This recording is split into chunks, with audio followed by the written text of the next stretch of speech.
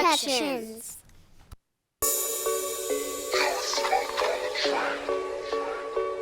Yeah, it's 7 o'clock. Lil' Flip in the building.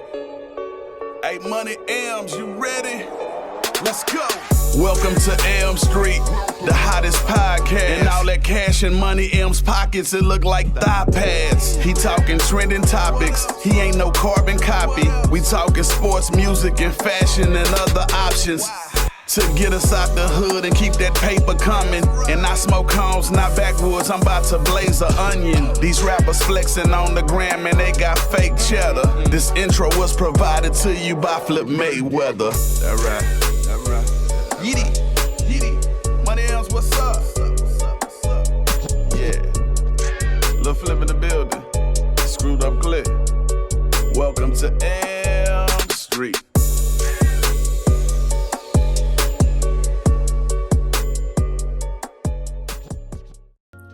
Yo, what's up, my people? Welcome to Elm Street. I'm your boy, your host, your G, Money Elms. Check this out, man. This is a totally different show today, man. This is the Welcome to Elm Street Boulevard edition. So I'm gonna go ahead and introduce my guest today. You know, it's an honor to have him here today. So without further ado, I give you Danny De La Paz. Thank you, brother, for having me on your show. This is great.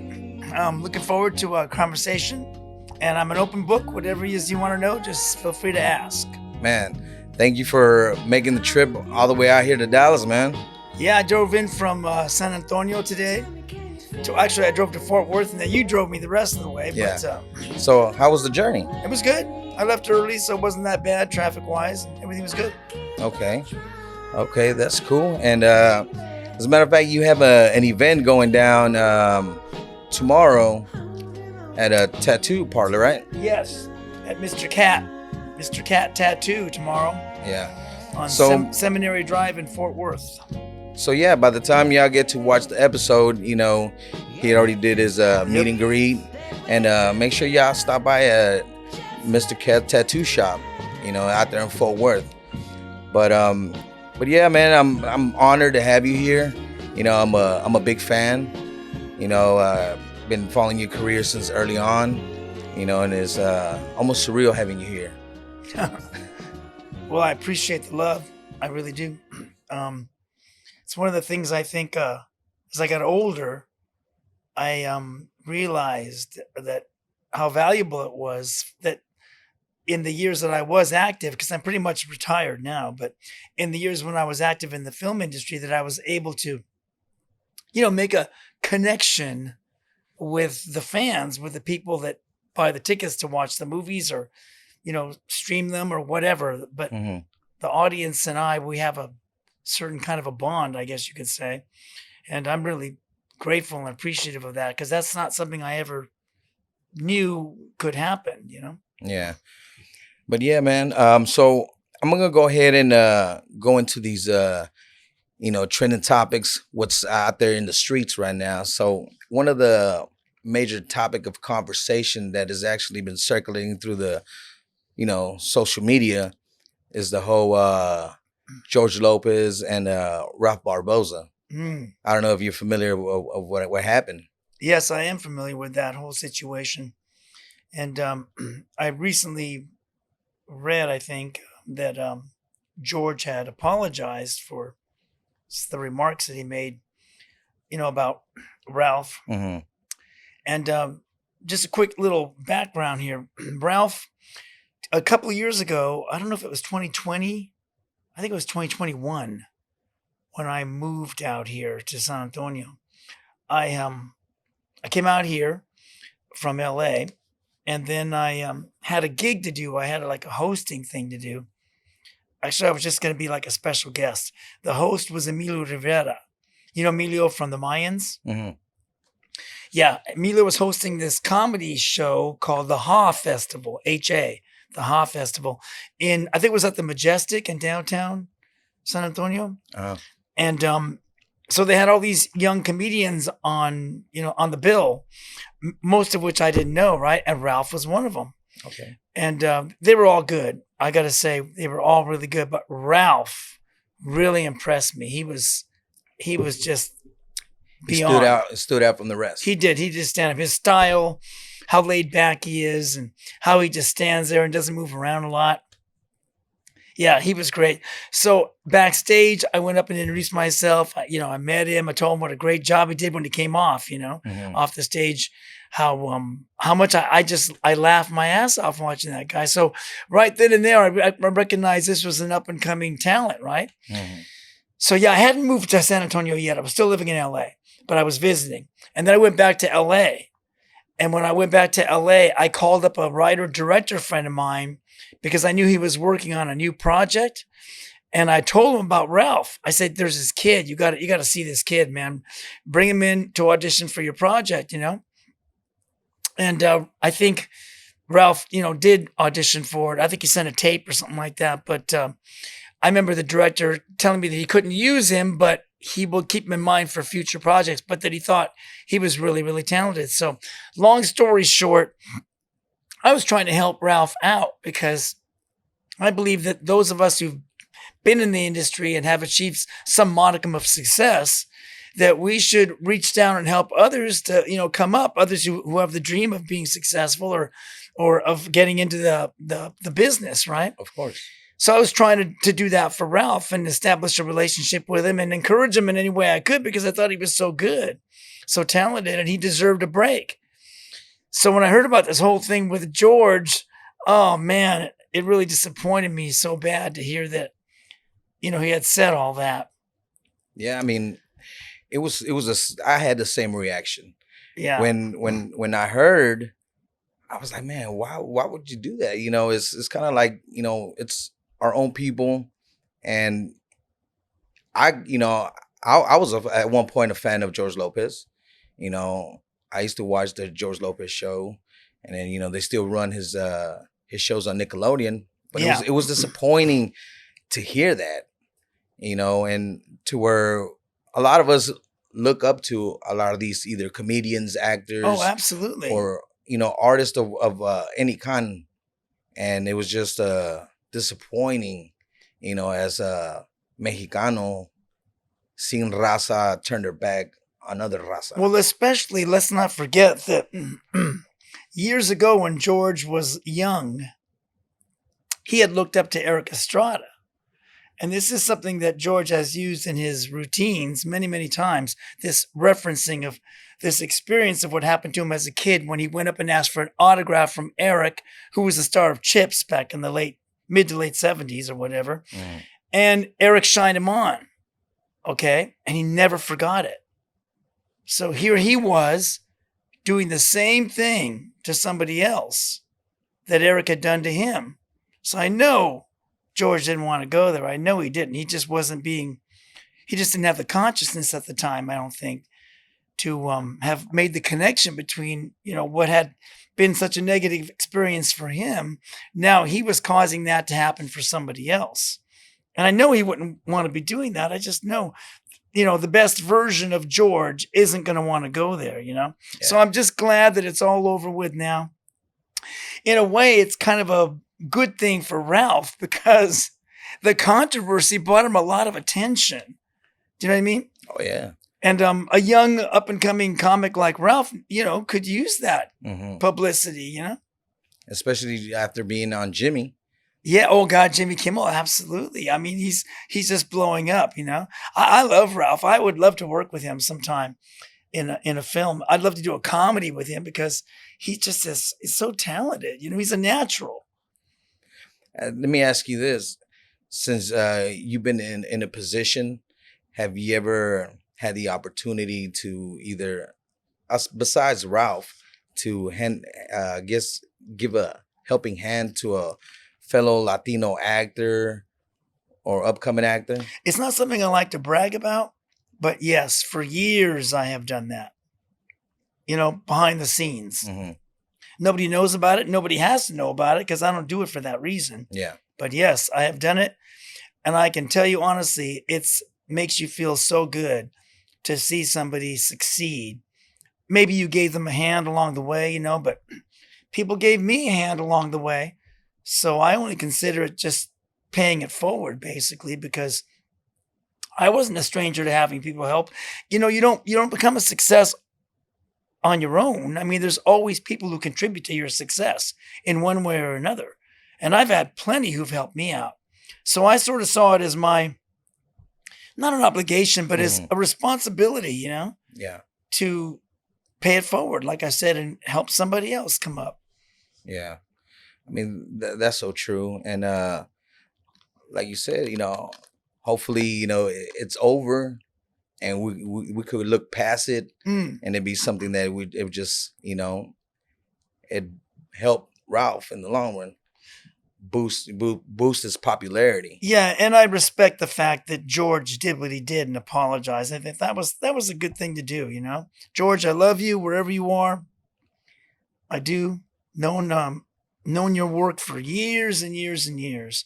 I remember when George was first starting, I would see him do his thing at different clubs and stuff way back in the day. So I was always very happy for his success, you know. And you know, Fluffy for him too, and a lot of these comedians I saw before they were stars. You would just see them working these little clubs here and there, and you know, just honing their craft and doing what they could do to come up. So it's great for me to see them succeed. It's like I totally believe that, you know, George's success and Ralph's success, right? That's my success. It's our success as a community. So I encourage young performers or whatever to get out there and do their thing and, you know, keep moving forward. And I try to support them as much as I can. Go see their shows or send them a DM on social media if I see a clip on Facebook or, you know, on social media that I like or whatever. I always try and say something positive, and because I think that encouragement goes a long way for somebody that's just starting out. You know, it helps to give them the fuel to keep moving forward, you know, especially through all the challenges that everyone's going to have to face in the early parts of their career when it can be very, you know, very challenging for young artists coming up, especially in this day and age, trying to get your name out there when there's so many people who are wanting to do it now. Oh yeah, it's kind of like competition. So it kind of hits like a boost of encouragement, confidence to keep pursuing what you're doing. Makes, you know, I can imagine that you must feel like, well, hey, I'm obviously doing something right. If somebody of that caliber recognized my work, you know, if I was a comedian or actor and somebody reached out to me like that, I would like, hey, that's an honor for me. Yeah, you and know, by the same token, if they come at you in a negative way, it can also have an equally powerful impact in another way. Okay. So, you know, end of subject basically, but you know, I'm just glad that it worked out the way that it did, and like I said, I would love to work with George and Ralph. So yeah. Have you ever got a chance to, because I know on the way here, we talked a little bit about Paul Rodriguez. Yeah. Have you ever had a chance to work with Paul or meet him? Oh, yeah. I've met Paul. I used to watch him back in the day when he was coming up too. I see him at little clubs or events and things. Have I worked with Paul? I don't think I've ever worked with Paul. No, I don't think I have. Met him many times, but never worked with him. We would see each other at events, that sort of thing. But no, I haven't had the chance to work with Paul or work with George either. Yeah, that'd be cool to see. You know, I have a lot of respect for them because, you know, I'm mostly known for dramatic work in the films that I've done, right? But one time years ago, I made a comedy that we kind of got together and made our own little movie on 16 millimeter. I remember we spent $11,000 on it. And my friend Alfredo Ramos, who wrote and directed Road Dogs. I don't know if you've seen Road Dogs. I've seen Road Dogs. Anyway, this was his first feature film, and it was an independent thing that we did. It was called Suckers, and it was a comedy. Man, that movie experience just kicked my ass because, you know, comedy's hard. I did not really know anything about comedy. And, when I finally saw the film, I had some funny moments, but there's times when I'm just trying too hard, to be funny. And there's nothing unfunnier than when you see somebody sweating, trying to be funny, like I had a lot of respect for comedians and for comedy after I had that experience of making Suckers, because I realized that comedy is that's a very difficult thing to do and to get it right. But it's like that movie is pretty good if you ever get the chance to see it. It's it's an acquired taste, but there are some very funny moments in it. Because I know you had would you say that you also played like a comedic role on Road Dogs? Oh yeah, Road Dogs was a comedic role. And that character, it's almost like he's in his own movie. Yeah. He's in Road Dogs, but when it comes to that character, it's almost like you switch over to another reality and then you switch back to the reality of the movie. Yeah. Because he's living in his own private Idaho, that character. But I did enjoy playing that character a lot. I just decided to, not really go for realism per se. I just went for the full-on comic effect, to try and give the movie a little bit of comic relief, because it is a pretty serious film. I enjoyed it, and I thought he was pretty funny. You nailed the character. I would have to say it's one of my Latino classic films. Well, every neighborhood has a character like Torneo, the one I played in Road Dogs. I mean, there's always that character in the neighborhood who's, maybe they're already into their late 30s, early 40s, and they don't drive, and they might live with their grandmother. They don't really have a bedroom, but like there's a curtain that's pulled across, to separate their little area, and got a corner in the living room. And there's something not quite right with them, but you don't really know what it is. Like, is there some kind of mental challenge or that kind of character? I grew up with one in the 60s when I grew up in Whittier, and I remember his name was David, and he used to love trains. And David, the teacher in school, she used to, if he did well, she would draw a train like the one car on the board, and then she'd draw another one, right? So we would know how David's progress was by how many cars of the train were up on the board. Yeah. But David was that kind of character where, when we grew up, afterwards, I got into high school, got into college, got older, David was still not driving a car, but riding his bike around the block. And, I knew David was, at that time, they would say the word retarded. They don't really use that word anymore, but he had some sort of mental disability. But he was always there, always in the neighborhood. People would come and go, and I moved out and came back and moved out and came back. And every time I would come back, I would see David riding that bike, and that's kind of what I based my character on, even though I wasn't actually imitating David. Yeah. My friend, because I went to school with him, that's how I knew him. I was still just using him as a springboard for doing something, in a loving way. I hope people didn't think I was mocking anybody. Yeah. I was trying to, in a loving way, to show this character and the fact that he had a good heart, but he is a part of the neighborhood too, just like everybody else in the neighborhood. Like you said, everybody has a role. Everyone has a role to play. They're all characters, right? Yeah. Some are meant to play extras. Yes. And some of us are. Some of them have bigger parts, and some roles. of them are funny, and some of them are a little more tragic. Everyone has their role to play. That's right. That's what I truly believe. So, Danny, where are you originally from? I was born and raised in Whittier, California, which is a little further east of East LA. So as you're going down Whittier Boulevard, let's say from downtown, you go from downtown where Whittier Boulevard ends, and then you go through East LA, and then continuing down the boulevard, you pass Montebello, Pico Rivera, and then you come to Whittier. And that's where I grew up. Where'd you go to school?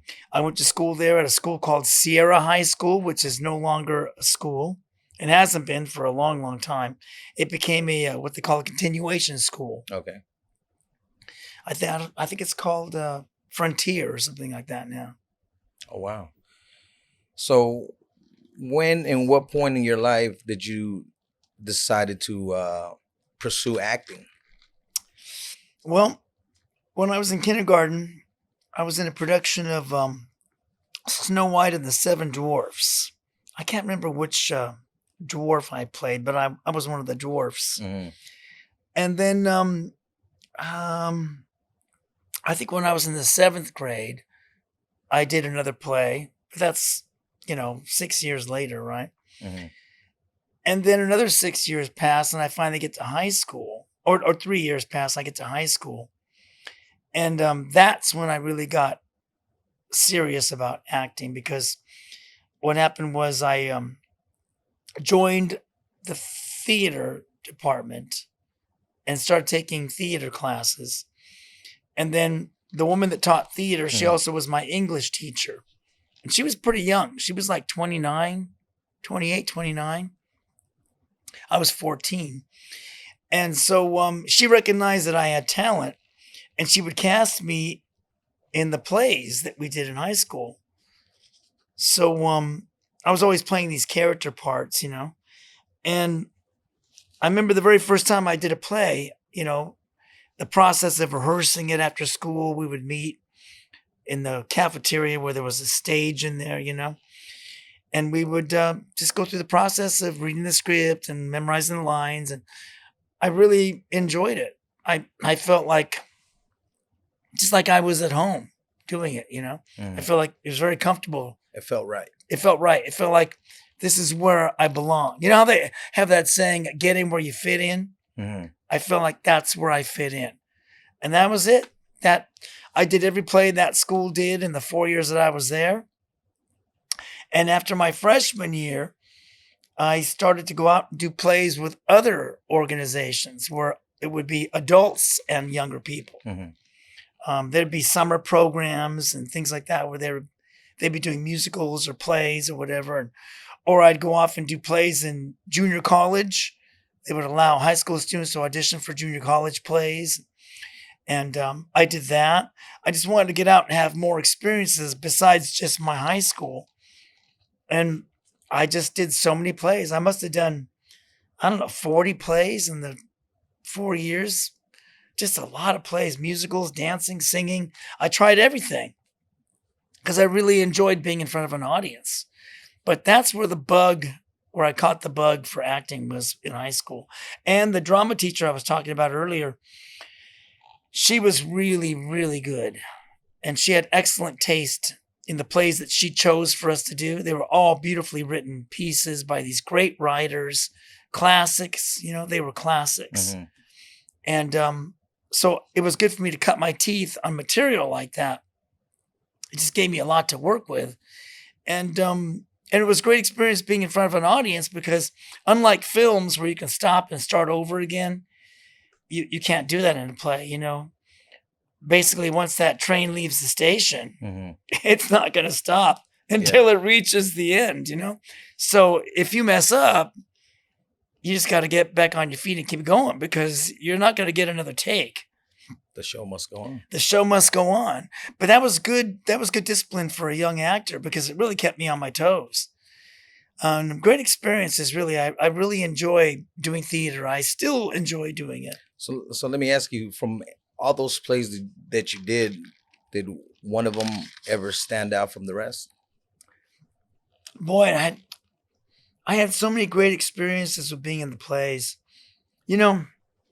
Theater and film, they cause the actor to use their imagination. In film, it can be a little bit easier because they create these fabulous sets mm-hmm. and they put you in these costumes. So when you're dressed up as the character, that alone changes the way you look at yourself. Mm-hmm. And then when they put you in the environment, like, for example, in American Me, I was dressed as an inmate and I was in the prison. So right away, talk about getting into the mood. It's so easy to do when you don't really have to pretend, there you are, right? You're in Folsom Prison and you're dressed like one of the inmates from the early 70s would have dressed. Mm-hmm.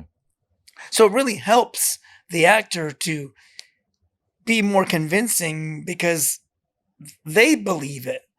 And when the actor believes it, then the audience can believe it too. And getting back to your question, in the plays, when I was in my costume and on the stage, in the midst of that set, I would get lost in that experience.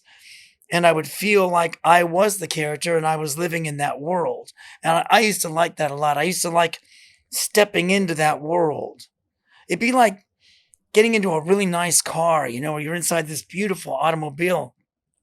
You're like, wow, this is the way you feel when you're behind the wheel of that Ferrari or that Maserati or whatever car it is that you fantasize about. You're there behind the wheel. It just gives you a different perspective.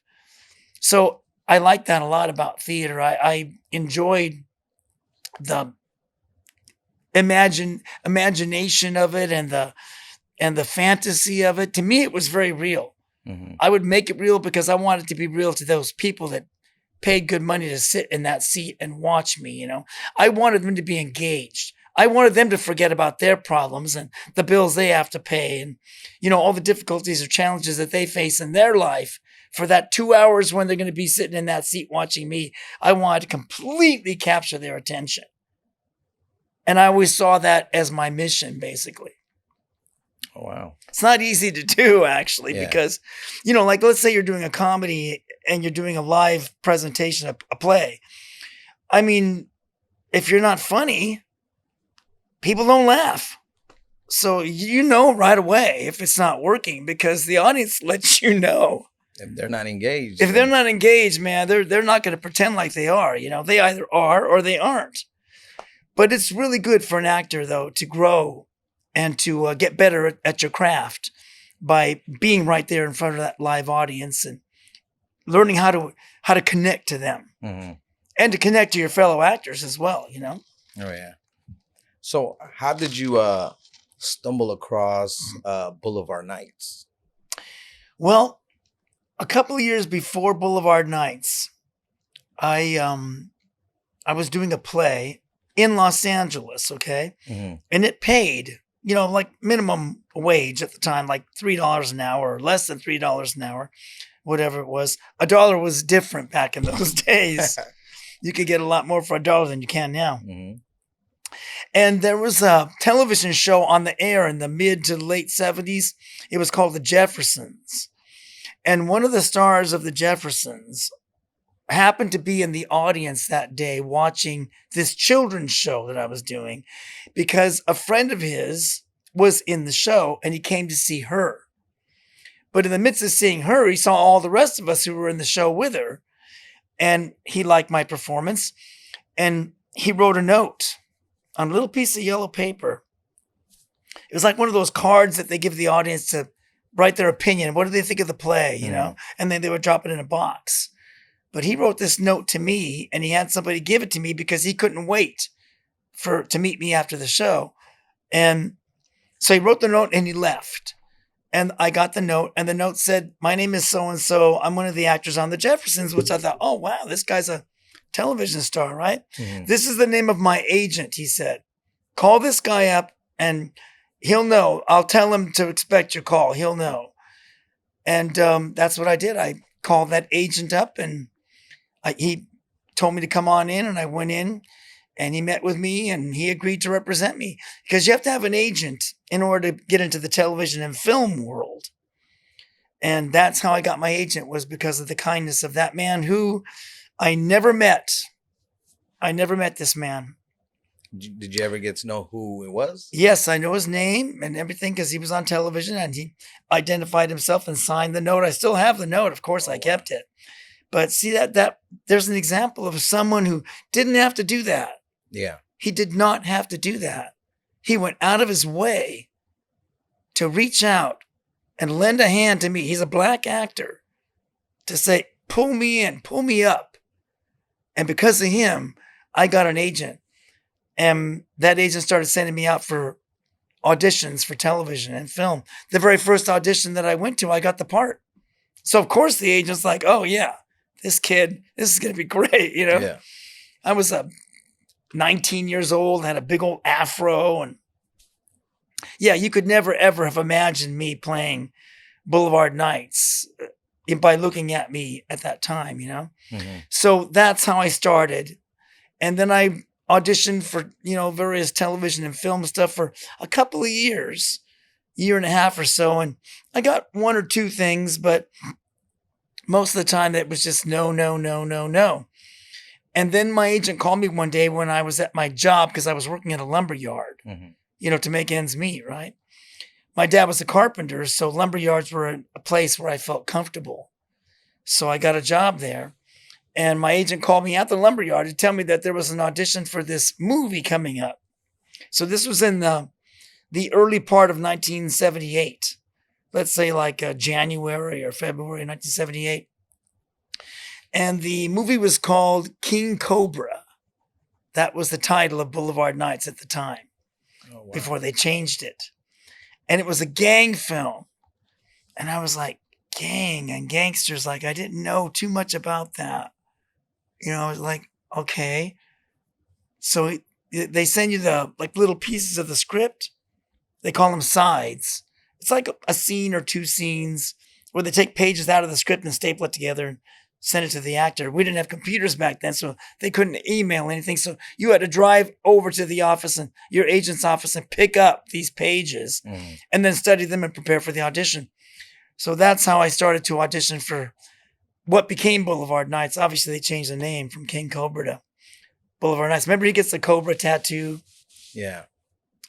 But the casting director, she really liked me. Okay, even though I had an afro and I didn't look anything like a gangster, she wasn't looking for the outside. She was looking for what was going on inside the person who was going to play this part, because she knew they could cut the hair, they could dye the hair, they could put you in the wardrobe, and the rest of it was, do you have the talent, to bring it out? Because they could have gotten somebody from the streets.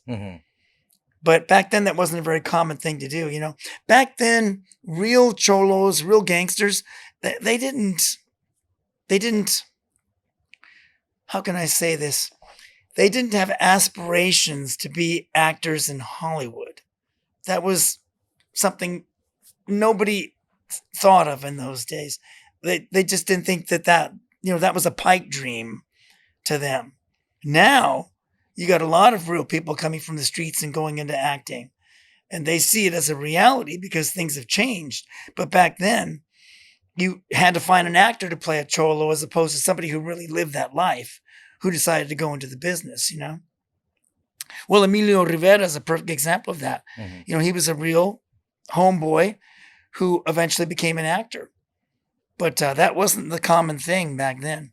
So yeah, that's pretty much how I got the audition. And then there was a lot of auditions, a lot of being called back. And there was a lot of people who wanted that part. It was a great part. It really was. And it was going to be a Warner Brothers film. So you knew there was going to be money spent on it. It was going to be a class production. And it was just an amazing thing that they picked me to do it. Because here it was my first movie. And not only is it my first movie, but hello, you're the star, basically, Yeah. So from seeing the film, I would say that you came from that lifestyle because you played it so well. It was very convincing. Like, man, this guy, this Chuko character, it was that character was made for you. Well, it's funny you should say that because I believe that it was made for me. Even though I wasn't a real gangster from the streets, and even though I didn't, to be honest with you, even know what the words meant, I wasn't completely in touch with my Chicanismo at the time. I was raised in a Mexican-American family, went to Mexican weddings, the Mexican music, all the traditions, we had them. I was raised in Whittier with basically Mexican Americans and white people. That was the neighborhood. We all got along. Everybody respected each other, but there was no gangsters in my neighborhood. Nobody ever said, where are you from? Or, I didn't know what the word firme meant or ese or vato or carnal. I never even saw those words, right? My father would have known them because he was more the Pachuco from El Paso, Texas, where he and my mother grew up. But that wasn't my reality because they moved out of East LA before I was born. And like I said, moved, 10 miles down into Whittier, and it was a different environment in Whittier. So that was a bit of a challenge to me. It was very, and at first it was intimidating to me. But they hired real gangsters to fill out the Barrio Grande Vista guys, They hired real guys. And they intimidated me at first, when I first met them. But after I got to know them and they got to know me, then we started to create a bond. And they taught me so much. They taught me about their life. They opened up their hearts to me and their lives and shared everything about their experience and growing up in East LA. What it was like being a young vato in the hood, and the rituals they had to do and the way they dressed and the way they talked. And they took me to the barber to get my hair cut. And they said, okay, you can do this, you can do that, but you can't do this. Don't stand like that. Or, this is how you say this. And this is what that means. And man, it was like going to, Cholo 101 in college, but it was from these people who were sharing their real experience and their corazon with me. And to this day, I'm friends with one of them. His name is Danny, just like mine. We're still friends to this day. And I love that guy, man. Was he just an extra? He was one of the homeboys. One of the homeboys. One of the VGV homeboys. You see him a lot in the movie. Yeah, you see him a lot in the film. Do you have any stories that you could share with us that maybe some real cholos after seeing the film, might have embraced you or can relate to the character? Well, I remember being on the set and being very apprehensive, a little bit nervous about, I guess my biggest fear was when the movie came out. I knew that a lot of real homeboys and homegirls were going to see this movie because how many movies were there at the time about them? Yeah. Right? Shot in East LA. Okay, so my fear was that they were going to look up on the screen and know that I was a phony and they were going to laugh. They were going to laugh me off the screen. That was my biggest fear. And I remember one day, we were probably 3 or 4 weeks into filming, and we were shooting that sequence where I go to write on the little girl's hand, so she can give the message to her brother. Say hi. Yeah, just tell them they said hi. And we were standing around where they were setting up the lights or whatever. And I was in costume, right? Mm-hmm. And there were some real homeboys because we were shooting in the Frogtown, the Barrio Frogtown, which is near Dodger Stadium in LA, right? Mm-hmm. And that's where Emilio Rivera is from, the actor from The Mayans and from Sons of Anarchy. And I think he was probably 17, 18 or 19 at the time. Maybe 17. He was a little bit younger than me, I think. Yeah. But he was on the set. I didn't know him. But he came because we were in his hood, right? And there was other homeboys, probably his homeboys, who were there. They were from that barrio. So I was standing there, and they were maybe 10, 12 feet away from me. And I remember hearing one of the vatos say, hey, who's that vato? Who's that vato over there? He was looking at me, right? And the other guy said, I don't know who that is, But I could tell that by the way he was asking the question, that he actually thought I was a real homeboy. And I was like, oh, damn. I could see he was the real deal. Yeah. So I thought, well, maybe this ain't going to be such a bad, deal. Maybe they are going to believe me, if he thinks I'm real. So that was a little bit of a boost as far as my confidence was concerned because, when you meet real homeboys and you're not a homeboy, playing a homeboy is not easy. I don't care what anybody says. That's why so many actors are so bad at it. And there's so many movies where there's just bad performances of people, trying to be homeboys and homegirls. They're not convincing because they don't really take it seriously, all the nuances and the fine details of playing a role like that. I'm not saying I was the best homeboy ever that ever played that role, or the best actor that ever played the character of a homeboy, but I just tried to put my heart and my soul and all my passion into it to try to and show more of the inside of the character, what was going on inside. His sense of isolation, of his not feeling like he belongs, either in the VGV or at home with his mom and his brother. He never really had a sense of belonging anywhere, a sense of identity. I think that was the thing that I was trying to get across the most. And from what I understand, people did get that. So to me, that was very rewarding as an actor to know that the audience made that connection with the character. Maybe a lot of people identified with that aspect of him, his feeling isolated. Well, in case any of the audience that are watching, it's a must-see film. It describes the culture at a very young stage, and you got to watch it. It's a classic. It's one of my favorites. I think it's a good film. I like Boulevard Nights a lot. I like the fact that it's more of an intimate, personal story about a small family unit. Yeah, 2 brothers and a mom. There's no dad around, and you can sort of see the impact that the absence of the father has had on that family. Because really the older brother's a bit older, so he would have been more of the father figure to my character. But at the time that the movie takes place, he's in the process of getting, preparing to get married and, start a family. And so he's not spending the time that he used to spend with Chuko, with my character, right? And that's had a big effect on Chuko. That's, I think, what kind of caused Chuko to go over and invest all of his time and energy into the gang. Yeah. Because he felt loved, he felt wanted, he felt like he had a sense of identity. But in a way, it wasn't enough. It wasn't enough to really make him feel whole. But I do think Boulevard Nights is a good film, and that the fact that it's still so beloved, after 44 years, it's going to be in March. It's going to have its 44th anniversary. It's a miracle to me. It's amazing. I never even imagined that a movie could last that long, Yeah. So whatever happened after Boulevard Nights?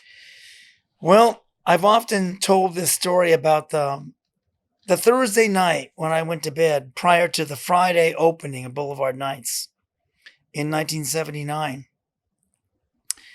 I went to bed that night, and the life that I had led prior to that night, when I woke up in the morning on Friday, when the day the movie opened, I think it started screening at around noon or somewhere at that time when they started showing it for the first time.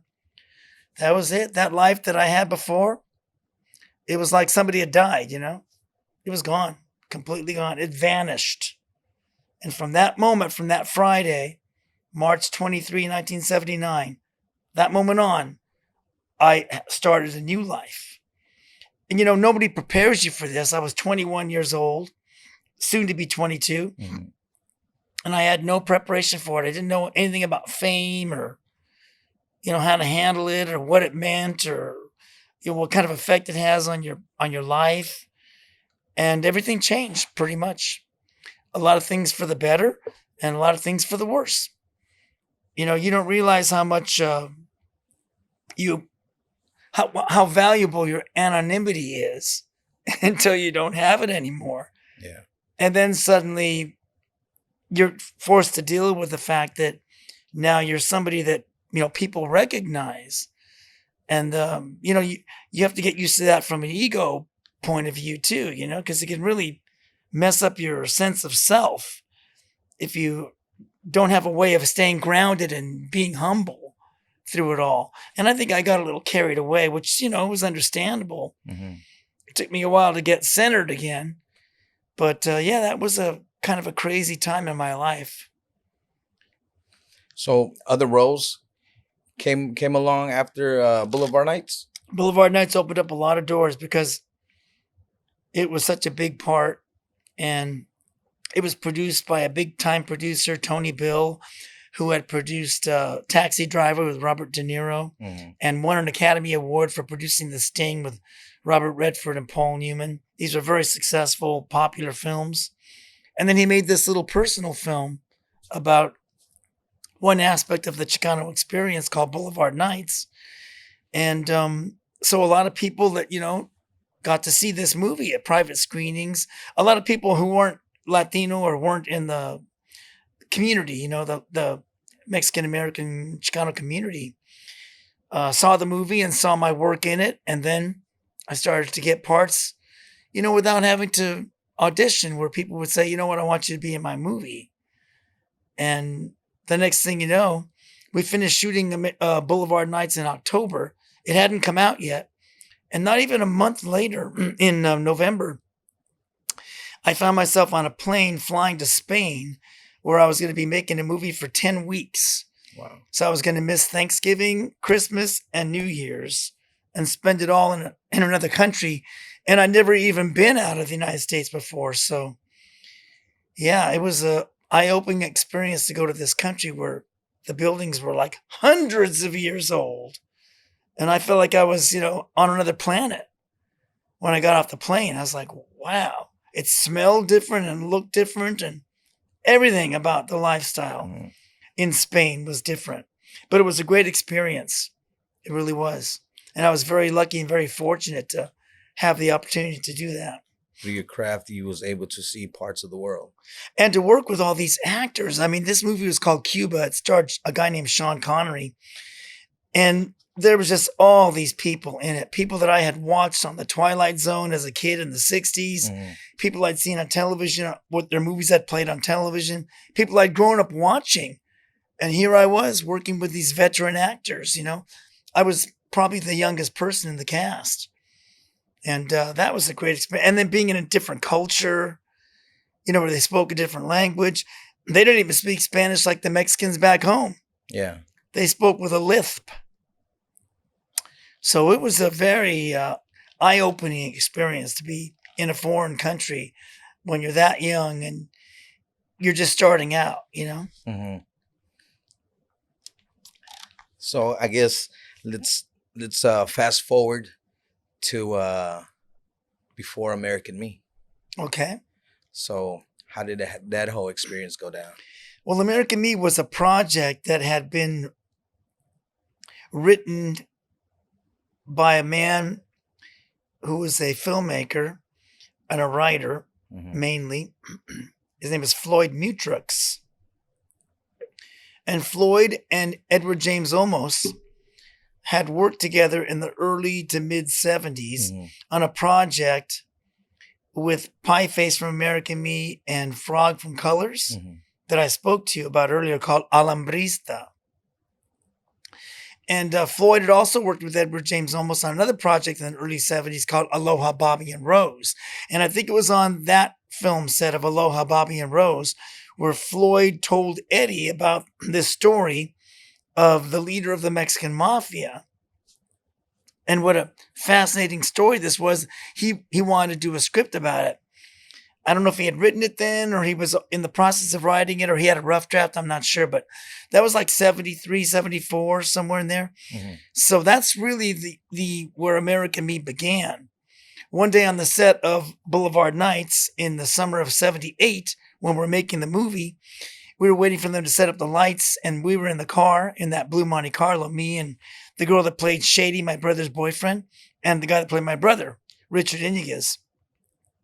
Rest in peace, Shady. She passed away a few years ago. Love her so much. A beautiful person, really beautiful person.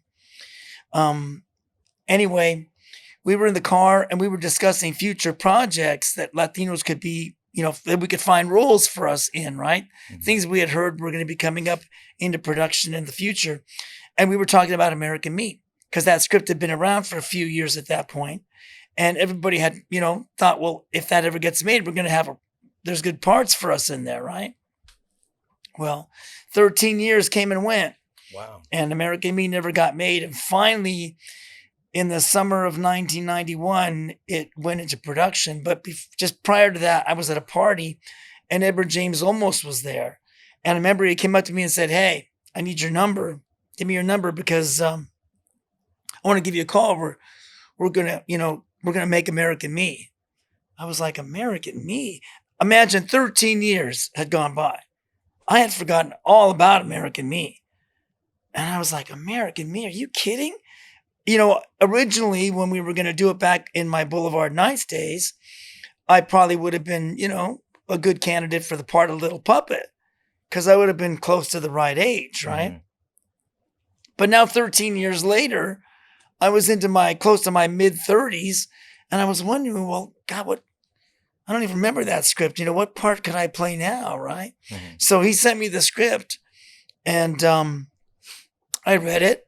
And I remember thinking, wow, this is really hardcore, But right away, I just connected to that role of the older brother, And I also, from a practical standpoint, I realized that, man, there was all these characters in this movie. I mean, just a grip of characters. And how are you ever going to be remembered in a movie when there's all those people in there? No one's going to remember you. They're just going to remember, the leads, Santana, JD, and Mundo, right? Those three guys, basically. But there was that one character who did something that was so unbelievably heinous, this thing that he did. It was just unimaginable that anybody could do this thing to their own brother. And I thought to myself, wow, if you could play that part and if you could do that and do it in good quality, if you could pull that off, I just know no one will ever forget you because there's not a lot of characters that get to go that far, that get to cross the line like that. If you could do it and make people convince them that you really do love your brother, but for other reasons, you have to do this. And sure enough, that's pretty much what happened. Eddie had said to me when he gave me the script, call me back and let me know what part you feel you would like, And I told him, well, if I had my druthers, I'd like to play the part of Puppet, right? I knew everyone was going to want that part for the reasons I just said, right? Mm-hmm. And so the way Eddie did it was instead of having auditions, he would have readings. We would just all go to this location, sit around this big table. Everybody had a script. So you weren't really nervous because you would just be reading the script. Everybody was reading it. And then he'd stop after, 20 pages and say, okay, now you switch with him. You read this part, you read that part. You try this one, you try that one. And he was just going back and forth. And I remember when other people would read Puppet, I'd be like, damn. You hear somebody else read it and they're good, right? Like, you're like, oh man, that's my part. He's good though. Damn it, I'm going to lose this part. Your mind starts to play tricks with you, right? Yeah. But, it worked out. It worked out where he gave me that role. And 13 years between Boulevard Nights and American Me. When American Me came in theaters, a lot of people did not know that Puppet was Chuko because 13 years is a long time. Yeah. And I physically changed. I got older. Plus, they made me look older because Little Puppet and I were only 4 years apart. He was 30 and I was 34 at the time. So they had to de-age him and age me. So they made me look older and made him look younger. And that's how they got the look they wanted, for our relationship in the film. But what a great thing it was to be able to work with him because Daniel Villarreal is a really excellent actor. I mean, that to act with him was just effortless because all I had to do was connect to him. I just had to look at him and he would just make me feel all these feelings, That scene where he has to do his shanking, the shanking of the Northerner in prison. Yeah. He was just phenomenal in that scene. I remember it was just so easy to be in that scene with him because all I had to do was look at him and I didn't have to act. I just looked at him and reacted to what he was doing. He gave me my performance is basically what I'm trying to say. Mm-hmm. He just handed it to me on a silver platter. And what could be easier than that, you know? All I had to do was just open myself up to him and connect with him, and that was it. And we've been friends ever since, him and I. So the film was actually filmed in a prison. It was shot in Folsom Prison, yeah. How did it feel to be surrounded by prisoners? Oh, I had so many mixed emotions being in there. It was a little scary for someone that, you know, is not used to that kind of environment. You could feel, you know, that the air was very thick with the fear. There was a lot of fear in there. Obviously, there wasn't a lot of love, Mm-hmm. right? So that was something that was a challenge to work in that environment. But it did give you a lot to play with as an actor. I have to say that.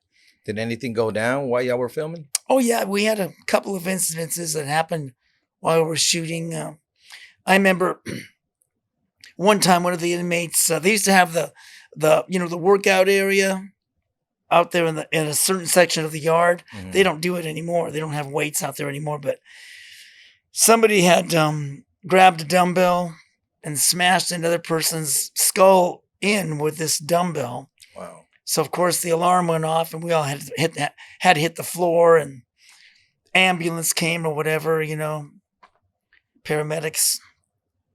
Yeah, that was pretty intense. But yeah, that was probably an experience I'll never forget, just being in that environment. It was intense. I can imagine being with criminals and killers and murderers. Well, they're all human beings, you know, they're all human beings.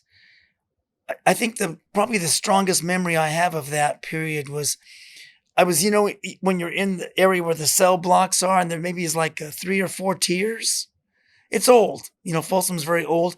And then against the wall opposite the cells, there's a long bench that runs the length of the wall. And we were working in there, and all the guys were out on the yard, right? The inmates. So we could be in the cells, a few of the cells. And I was sitting on that long bench, and I was waiting for them to set up the lights and stuff, right? And I remember I looked up at all the empty cells, and in my mind, I saw them all filled with little boys. They were like,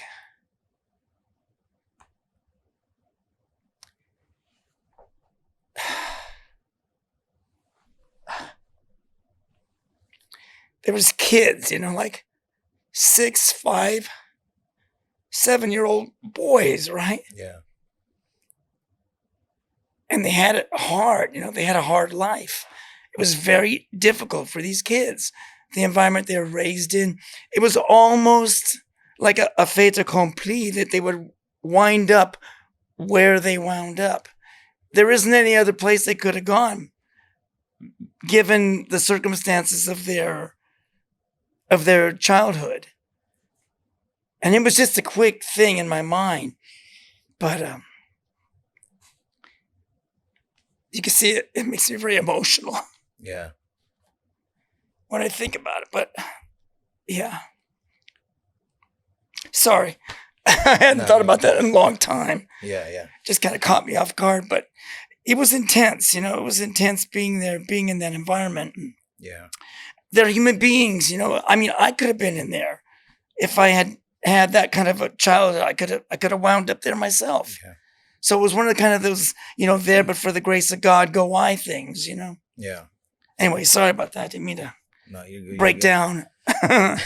No, you're good, man. We're, like you said, we're all human, you know, and that you know, hits you different. It did. I wasn't judging those guys, man.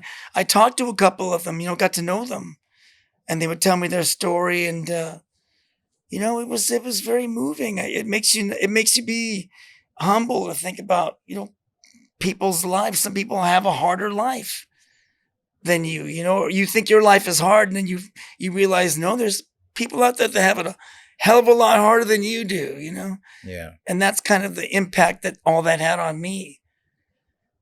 But it was an experience I'll never forget. And I'm very, very grateful for having been fortunate enough to have been selected to be in that movie, you know, despite all the controversy that happened after it came out and all of that, which, by the way, I am not privy to any of the truth about that. You know, I didn't know what was going on behind the scenes.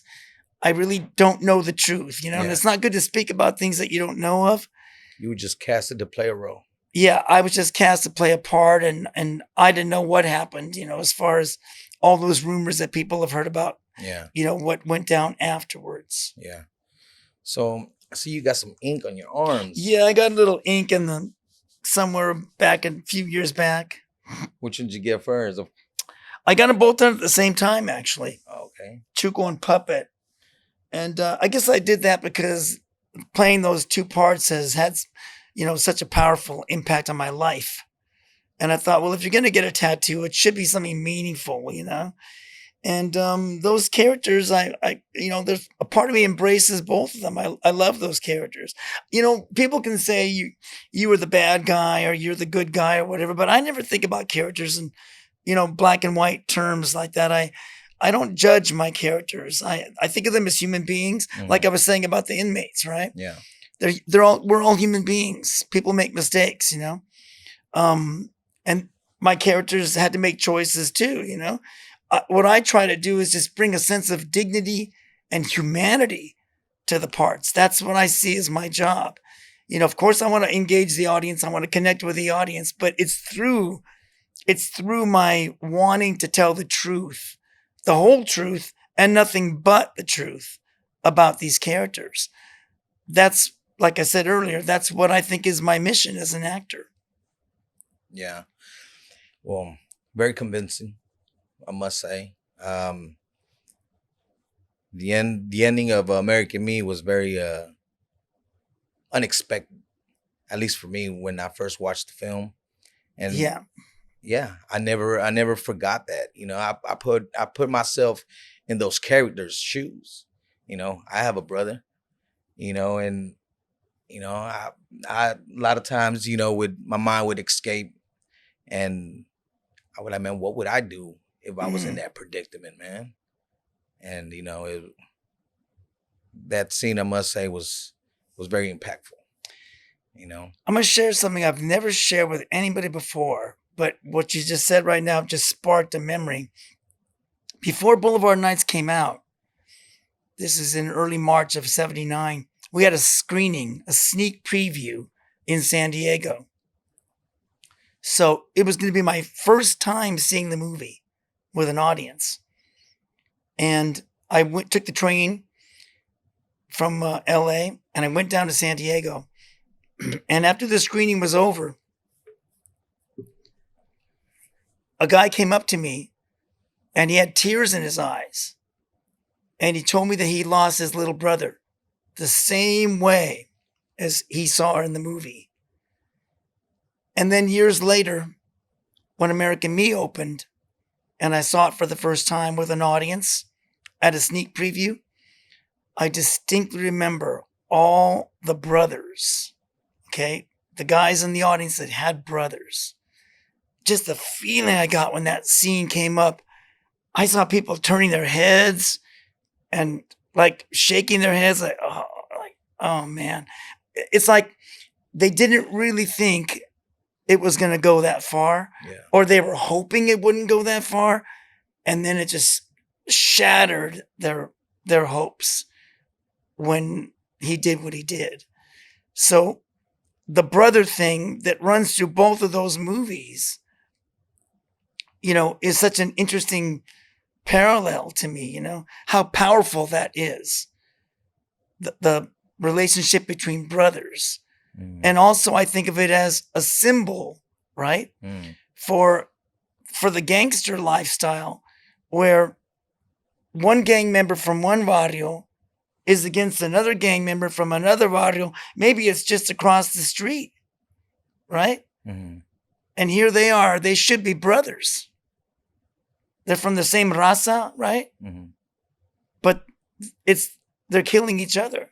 They're not killing other people from other cultures. They're killing their own. So I always looked at the brother thing in Boulevard Nights and American Me, but especially American Me, as a metaphor for the whole gangster thing. One day we won't have to deal with this anymore, with this self-hatred. But that's sort of what it really is all about, us hating ourselves,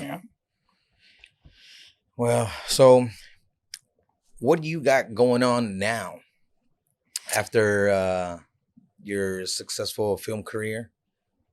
Well, like I said earlier, I'm going to be 66 in April, and you get older and you come to terms with the fact that the runway is a lot shorter than it used to be, right? Mm-hmm. And that sort of spurs you on to wanting to make the most out of the rest of your time here, right? Mm-hmm.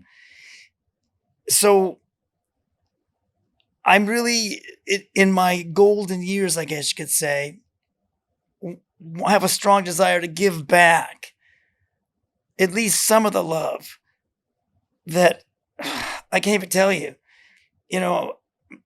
millions of fans. I mean, we're not talking about thousands or hundreds of thousands.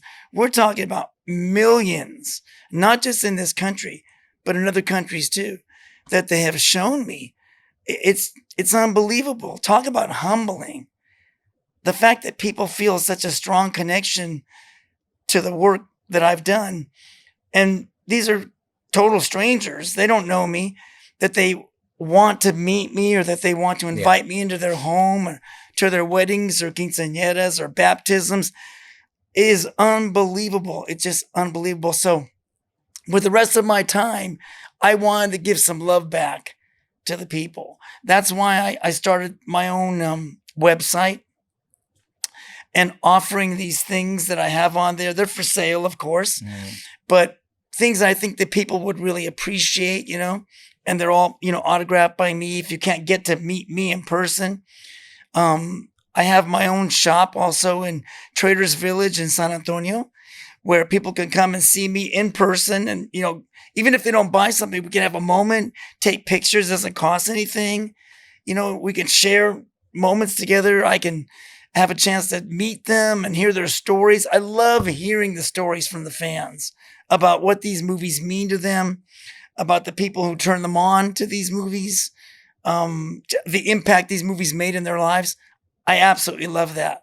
So that's kind of what I've been doing now. I've been sort of, working on my own thing with the website and having the shop, and also trying to work on other people's, short films and projects, and, trying to help young filmmakers that, want to use me in their projects to offer my services. Like, let's do this, Yeah. You're just starting out. Let's make this happen, because I want to be a part of other people's success. I want to give back to, for all that was given to me. It's almost like after a while, you've been given so much, you feel like you've been given too much. It's like you can receive only so much before you're gagging on it. You want to give it back. You want to share what you have with other people. Mm-hmm. And that's kind of where I'm at right now, as far as my mentality of, the period of my life I'm in right now. Yeah. So these hats, talk to us about. Oh yeah, the hats. I did the hats. So I forgot. With the assistance of the people over at Summit Hats in Houston, Texas, they designed my own Danny De La Paz signature hats, and they've been a huge success, man. It's just it's unbelievable. I kind of was surprised because the hats came out at the same time that COVID started. So I remember the first thought I had was, oh man, all the hat stores are closed. So much for that idea, right? Yeah. I was just prepared for it just to be, okay, going to write that off and we'll try something else. But what happened was COVID caused everybody to go to the internet. And then they started buying online. And it was crazy. Those hats just started to sell. And that was it. It took off, and then COVID, has been rather subdued as of late. And now the stores are starting to open up again, and people are able to go get them in person and try them on and all that. So it has been a big success, the hats. And I'm very happy about that too. And a big shout out to my good Carnal Quinto over at Summit Hats for everything that he's done for me and making these hats a reality, you know? Yeah, they're nice. And by the way, I want to thank you for the hat. Yeah, it looks good on you. Thank you. Made a joke earlier. Said, he said, you actually look like the Lowrider logo. You do. You remind me of the Lowrider logo. Well, the shape of your face and the glasses and all that. It looks like, good. It's crazy because it kind of like I transform into like the Chuko role. Yeah, it looks good. You know, some people don't look so good wearing those hats. It all depends on, you know, the person really. Yeah. I also have the kind with the brim turned up that some guys prefer to wear that style. You know? But I just wanted to thank you, you know, for having me on your show and for letting me ramble on like I do. I just am very grateful. I really am very, very grateful for, like I said, for all the people that show me all the love. I want to personally thank each and every one of them, but unfortunately, I'm not going to live long enough to do that. So every opportunity I get on these podcasts, I try to say thank you. You know, thank you for all the things that they write me on social media. You know, I mean, back in the day, we didn't have computers and we didn't have email and we didn't have DMs. People used to send you fan mail. It took forever. By the time we went to the studio and the studio figured out where you lived and it got to you, it was months. You know, when they had written it, it was months afterwards when it got to you. But now, click of a button and they can say whatever they like. And let me tell you, sometimes people say things to me that just blow me away. I just start bawling like a baby. I can't believe the things that people say. It's so unbelievably rewarding to think that, you know, something you did 44 years ago could have had that kind of impact on somebody's life. It's incredible. Yeah. And I just want to thank you, you know, for your work, you know, representing the culture, La Raza on the big screen. I was proud to do it. You know, proud and honored to do it. It's a great responsibility, you know. Maybe I didn't know at first what I was getting into when I was first doing Boulevard Nights, but not too long after that, I realized what it meant to be a Chicano actor in Hollywood, you know, that some actors don't want to take that responsibility on, and I don't blame them. I completely don't judge them. I understand that. But at a certain point in the game, I decided, okay, my selection of roles is going to be impacted by the fact that I feel a responsibility to my community. Mm-hmm. So I don't want to do things that are not, that are insulting or undignified or that put us in a bad light. I'm not saying I don't want to play characters that make bad choices. I'm just saying that if I can't bring dignity to a role, then I don't want to do it. If the role is written in a way where there's no opportunity for me to bring some dignity to it, then it's better off for me not to do it. Yeah. Give it to somebody else. Yes, sir. Well, thank you again for coming on the show, sharing your stories, and appreciate the love. It was my pleasure to be here, though. I really did enjoy it, and I wish you nothing but success in the future. And I want to put the word out to Little Puppet and other people as well. If you'd like to have them come on your show, maybe you could do a Zoom thing. I don't know. Yes, sir. Of course. Yeah. So thank you very much. And if you're ever in San Antonio, make sure to pull up at Traders Village. And is there a lot number? Or I'm in space number 334. There's 12 streets in Traders Village in San Antonio. There's 12, and I'm on the 3rd Street, 334. You know, you go over there and get you a nice hat. You know, he has a lot of merch. Or just come and take a picture and tell me a story, or let's just have some time together. Yeah. That's really what it's for. And they could also purchase online in case they can't make it. My website is DDLP. That's my initials, Danny De La Paz. DDLP merch, MERCH.com. And can they also follow you on Instagram? Instagram, I'm at Big Puppet, one word. And I'm also on TikTok. But I don't know what my TikTok moniker is. But you can find me on TikTok. Put my name in and you'll see it on there. There you have it, man. And thank you again. You know, it was an honor and a privilege to have you here. And thank you so much for everything you've done for the culture. And muchas gracias. And I hope y'all enjoyed it. And like I say, keep your ears to the streets, and I'll catch you on the block or the boulevard. It's your boy, Money Elms. Peace.